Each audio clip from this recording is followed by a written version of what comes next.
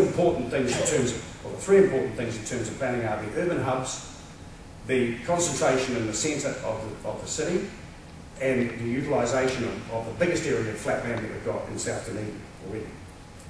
So, moving on to the opportunities. That's the context and that's the challenges. What are the opportunities? Well, I'd like to go back to what I said earlier about Dunedin being built in a pre-oil era. The fact is, you could see the era of cheap oil as an aberration, an anomaly. And we're very fortunate to have a city that was built before that happened. So we've actually got the bones of a post-oil era city. Because I suspect that we'll be going to some extent into the future when oil energy is not so cheap, back to a semi-19th century model, where the railway and the port are interlinked. We know that rail and shipping are much cheaper modes of transport for heavy transport than are aeroplanes or trucking. So it stands to reason that having those two facilities concentrated, certainly next to an industrial area, is a huge advantage. When our city was built, it did have good building stock, and we've inherited a fair bit of that. Now, I've pointed out that some of the residential building stock is not worth keeping, and I think that's the case. But we have a whole swathe of masonry heritage buildings, certainly that area down Crawford, Cumberland Street, massive buildings down there, underutilised and needing an economic purpose. And when I say an economic purpose, one of the challenges of those buildings is that they're not earthquake-proofed, and in many cases they need fire protection. You have to have an economic purpose to justify spending that money. Now, if the need into the future is to concentrate more residential development in the centre of the city, there's a perfect opportunity to put the two together and utilise those as a combination of semi-retail with apartments perhaps on the first floor. So we're fortunate we've inherited a huge amount of building stock, and the most sustainable building is one that's already built. We've already got the urban hubs.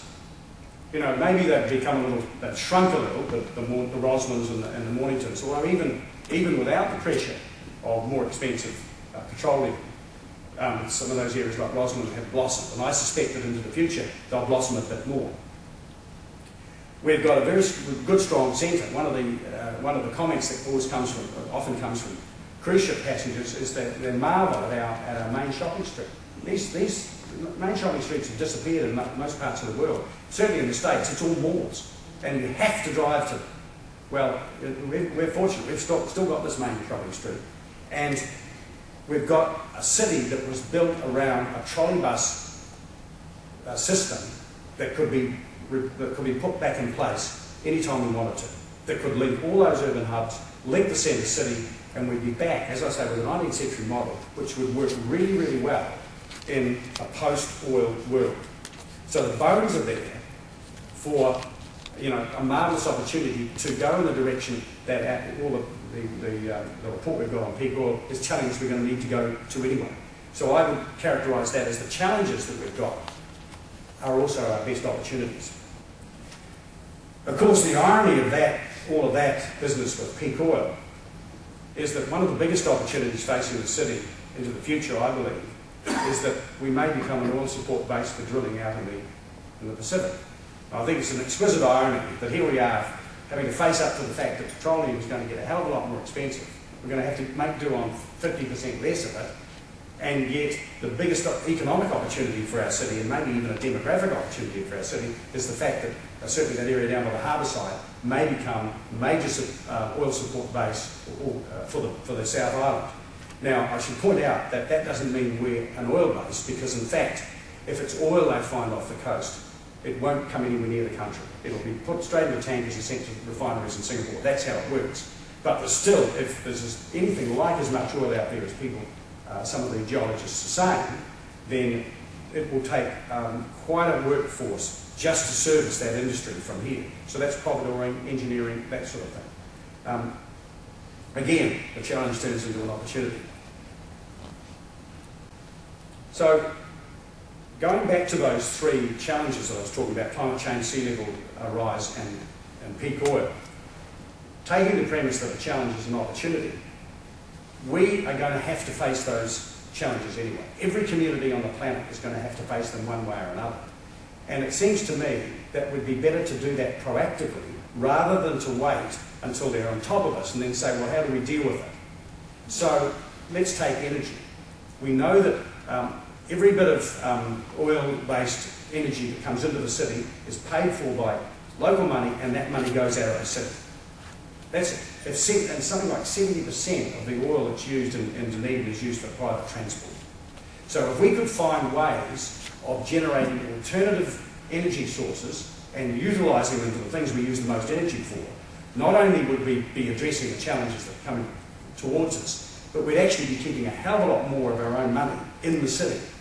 So I see this challenge of energy depletion as an enormous opportunity for our city to say, well, let's get into this. Is it wind power? Is it wood boilers? There's a whole lot of things. I don't know what the answer is, but we have to face them anyway. So why don't we see what we can do with it?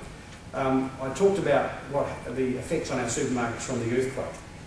So looking to the future and the rising cost of transport, it would seem that more and more food production, where we can, will be closer to where it's consumed.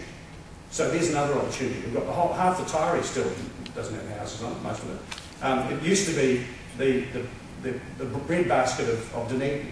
That could still be the case into the future. So I see that as an opportunity, and certainly around New Zealand and around the rest of the world. The proliferation of farmers' markets would lead you to believe that people are seeking more locally produced product that they can rely on. So that's an opportunity. Housing is a major challenge, but if we do get the oil base and we've got an influx of people into the city, then we need to grasp the nettle and say, well, how do we redevelop our housing, whether it's intensive residential development near the centre of the city, or whether it's redevelopment of South Dunedin, or the South Dunedin flats, if you like. We need to take up that opportunity, and perhaps instead of just following and complying with the standards that the central government imposes on us, maybe we should be a little more proactive there as well and say, well, what kind of housing can we produce that's best for our community and best for our environment, and lead the country on. With regard to transport, it's pointed out in this Susan Crondyke's report that Dunedin already has, or had historically, a tradition of trams, trolley buses and cable cars. Well, we've got the energy down here, or we can produce more of it. We've got the basic layout of the city. It wouldn't seem to me too much of a leap to say, well, why aren't we building trolley buses at hillside workshops? We can do it here. There's the opportunity for us, and then set up a system for ourselves. We don't have to buy them from elsewhere.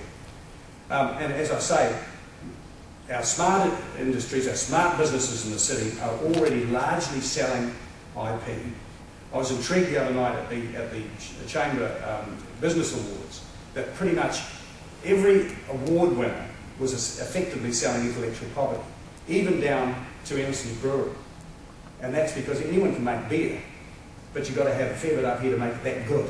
And that's really what Richard's selling, is high quality intellectual property. So, in conclusion, I actually see Dunedin as having the potential for an enormously bright future, because there's all these opportunities out there. And in a sense, you could argue that our city has been marking time through the cheap oil era, waiting for our time to come. As I say, it's not just about a booming economy. It's not just about earning a lot of money. We do need to earn our way in the world. But that's only, as I say, a necessary condition. It's not a sufficient one. We've got to do a lot more than that as well. So to make our city the best it can be in terms of livability, I believe we must sort out our spatial planning, basically our city form, and readjust it to what A, it was designed for, and B, the needs going into the future. We need to get our transport system, not just our public transport system, but our transport system sorted in such a way that all forms of transport integrate with one another. I had a really interesting presentation from some people who are promoting the cable car up High Street the other day. And they've had the wit to understand that taking a cable car up to stop nowhere is not any kind of project. So several of them have got together and they've come up with a scheme whereby the cable car would link with maybe a tram or a trolley bus along Highgate, with bike trails through the town belt, linking up right down to Warrender Street, and connecting all the various aspects and facets of our transport system so they all work together. We need to deal with sea level rise in developing South Dunedin. We need to get connected. I mentioned right at the start that we're at the end of the line, and I firmly believe that the way in the 21st century that we need to be connected both internally and with the rest of the world is digital broadband. In the 19th century, distance was conquered by railways. In the 20th century, cheap oil provided for motorways. Well, now that that's running out, the connectivity of the 21st century will be digital broadband. And it's not just a matter of downloading movies fast. It's a matter of provision of education, healthcare, commerce, you name it. There are very, very few products into the future that won't be in some way provided by or over through digital broadband. Indeed, it will be a de facto transport medium, because if you don't need to take yourself to the doctor, for instance, if you're being diagnosed possibly by a specialist on the other side of the world through a high-resolution camera, that means that you don't have to travel.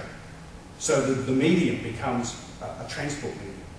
And that has enormous implications and advantages for what we can access. So I believe that as a city, we really have to go down that road. It's all we find saying we've got a 19th century model. I want 21st century technology to run. And I believe that we need, finally, to capitalise, and a lot of this is predicated on this, we need to capitalise on the resource we have in our tertiary institutions. We value them, we acknowledge them, but I'm not sure that we leverage them as much as we could.